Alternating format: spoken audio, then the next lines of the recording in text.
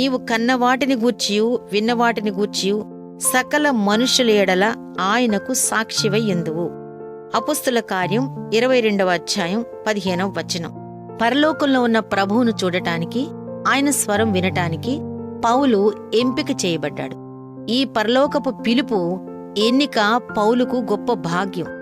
ఈ ధన్యత ఆయనతోటే ఆగిపోయేది కాదు, ఇతరులపైన కూడా దీని ప్రభావం ఉంది. నిజమే, సకల మనుషులకు ఈ ధన్యత ఇవ్వబడింది. ఐరోపా దేశాలన్నీ సువార్త వ్యాప్తి విషయంలో పౌలుకు రుణపడి ఉండాలి.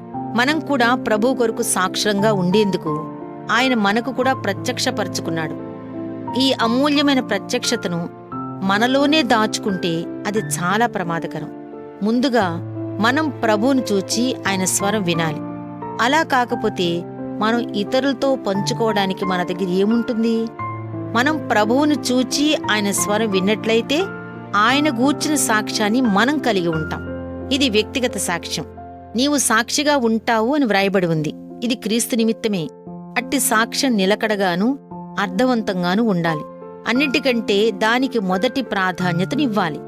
మనం సకల మనుషులకు సాక్షులంగా ఉండటమంటే సులువుగా మన మాటలను అంగీకరించే ఏదో కొద్ది మందికి సాక్ష్యం చెప్పడం కాదు.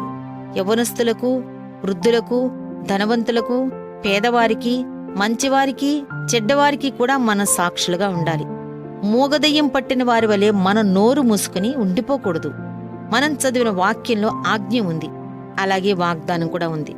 నీవు ఆయనకు సాక్షివయ్యందువు అన్న మాటను విస్మరించకూడదు. మీరు నాకు సాక్షులు అని ప్రభు చెప్తున్నాడు. ప్రభువా, ఈ మాట నాలో నెరవేర్చు. విన్న వాక్యాన్ని బట్టి ప్రార్థన చేసుకుందాము. మా దేవ, మా తండ్రి, నీ ఉన్నతమైన నామానికి వేలాది వందనాలేసా. ఈ యొక్క మంచి ఉదయకాల సమయంలో వాక్యం ద్వారా మాతో మాట్లాడి ఉన్నారు. మీకు స్తోత్రం చెల్లించుకుంటున్నాము. అయా, మేము ఏదైతే విన్నామో, ఏదైతే చూస్తున్నామో, ఏదైతే అనుభవిస్తున్నామో దేవా, నువ్వు చేసే కార్యాలనైనా మేము మాలోనే ఉంచుకుంటూ అనేక సార్లునైనా చెప్పే అవకాశం వచ్చినా కూడా చెప్పకుండానైనా మేము మోగమారైపోయి ఉన్నాం ప్రభా. అయ్యా, మమ్మల్ని క్షమించండి. ఉదయకాల సమయంలో మీ పాదాలు పట్టుకొని మేము బ్రతిమలాడుచున్నాము దేవా. నైనా మేము ప్రతి ఒక్కరికి కూడా సాక్షులుగా ఉండే కృపని మాకు అనుగ్రహించమని ఉదయకాల సమయంలో అడుగుచున్నాము. ఈ వింటున్న వాక్యంలోనైనా ఎవరైతే ఇంకా అలానే ఉండిపోయారో నా తండ్రి, ఈ వాక్యం ద్వారా వాళ్ళు ఇంకా బలపరిచి దేవా, ఇంకా నాయనా నీకు సాక్షిగా ఉండే బిడ్డలుగా వాడుకోమని వేడుకుంటూ ఈ యొక్క చిన్న ప్రార్థన యేసు నామములోనే అడుగుచున్నాము తండ్రి. ఆమేన్.